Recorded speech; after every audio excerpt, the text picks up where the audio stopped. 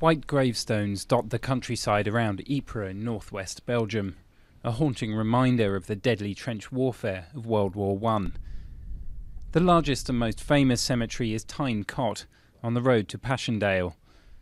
Though just a few kilometres across, the area it occupies was strategically important in 1917, and troops from the British Empire took 5 months to conquer it. Now 11,000 white gravestones cover the landscape. We wanted to achieve a cemetery which feels like an English garden. So it feels like the land these men left behind, and something that people can visit from the UK and from all over the Commonwealth and identify with. Many tombs bear the names of soldiers, their regiments, and the date they died. For those whose bodies could not be identified, there's a simple inscription, "Known unto God."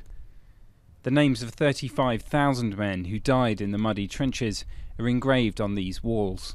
A lot of people sometimes say, oh, World War I was totally useless, but it isn't. If you look today how people are coming together to commemorate them, already that is a proof that there's some reason why they fought here. There's a connection now in between countries.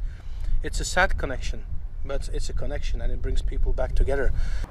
Ypres itself was left in ruins by the fighting. Only the imposing ramparts, which date back to the reign of Louis XIV, survived intact.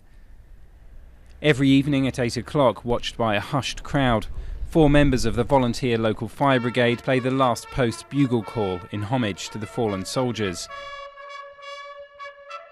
It's been held daily since 1928 and was only suspended during World War II.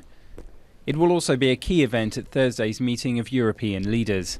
After the ceremony, they'll attend a dinner in Ypres before returning to Brussels to discuss the future direction of the EU, no doubt mindful of the fact that nowadays conflict in Europe tends to happen around the negotiating table and not on the battlefield.